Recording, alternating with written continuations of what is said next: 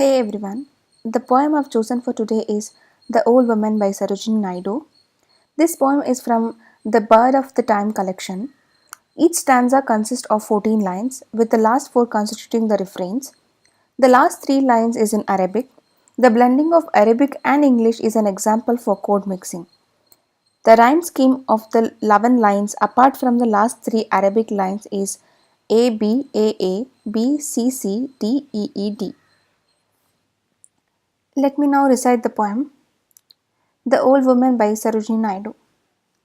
A lonely old woman sits out in the street, neath the bough of a banyan tree, and hears the bright echo of hurrying feet, the pageant of life going blithely and fleet to the feast of eternity. Her tremulous hand holds a battered white bowl, if perchance in your pity you fling her a dole. She is poor, she is bent, she is blind, but she lifts a brave heart to the jest of the days, and her withered brave voice croons its paean of praise. Be the gay world kind or unkind. La ilaha illallah, la ilaha illallah, Muhammad or Rasulullah. In the hope of succor, how often in vain, so patient she sits at my gates, in the face of the sun and the wind and the rain, holding converse with poverty, hunger, and pain, and the ultimate sleep that awaits. In her youth she hath comforted lover and son, in her very old age, O dear God, is there none to bless her tired eyelids to rest? Though the world may not tarry to help her or heed, more clearer than the cry of her sorrow and need is the faith that doth solace her breast. La ilaha illallah, la ilaha illallah, Muhammad or Rasulullah. Let's now look into the analysis of the poem. The poem is in the third person narration, and the poet is observing the old woman and trying to explain us about her situation. In the first 5 lines, we get to know that the old woman is alone. She doesn't have anyone to take care of her.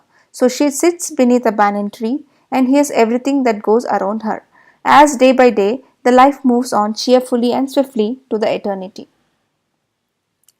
In the next 6 lines, we get to know the old woman a bit better. Here we get a picture of the old woman's trembling hand holding a worn out white bowl for begging, and the poet says that if the passerby is kind hearted enough, they would put a coin or two. If not, they would simply pass by. Now the poet explains her whereabouts, telling us the old woman is poor and that is the reason for her begging. She is bent, that's why she can't walk much. And she is blind, so she sits there and listens to everything going around her. But the poet also mentions that even though she is suffering, yet she has not given up on her life.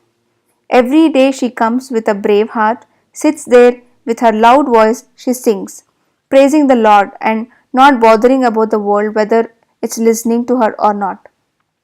Also, with the help of the last 3 lines, we are introduced to the old woman's faith. In the above stanza, poet explains how the old woman every day patiently sits near the poet's gate with hope and expecting help from people, which often goes in vain.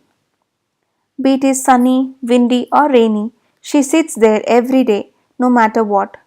She has no other choice since she is poor and begging is the only way she knows she can fulfill her stomach. Also, the poet feels that she sits there awaiting her ultimate sleep, which is nothing but her death. Through the above line, poet is explaining the old woman's background, saying it's not like she was this pathetic in her youth. She was leading a comfortable life with a husband and son, but now, when she is old, there is no one to look after her or take care of her, so that she could rest a bit. But we are not sure where her husband or her son have gone. Have they abandoned her or are they dead? We have no clarity on that. Yet she is not waiting for the world to stay to help her because more than crying for her sorrow, her cry for her faith comforts her heart more. She knows her God will take care of her no matter what. Poet Sarojini Naidu through this poem is trying to convey that a woman is strong, powerful, and self reliant, No matter what her age is, she has the strength to cope up with the harsh reality of life, all alone with only faith by her side. Hope you have understood the analysis of this poem. Also, please check the link in the description box below for written analysis. Let me know in the comment section if you need analysis for any other poem. I'll try and put it up. Thanks for watching. Bye.